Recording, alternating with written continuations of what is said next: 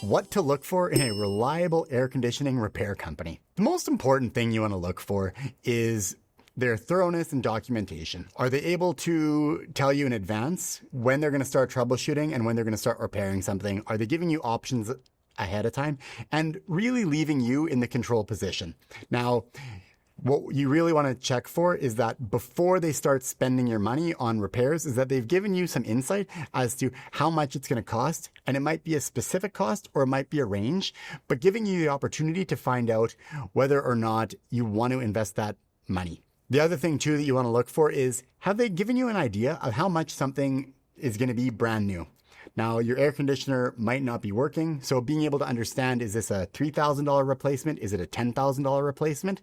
So that way, when they give you an option of $1,000 or $2,000 to repair, you have an idea and a comparison of what that repair cost is versus the replacement cost.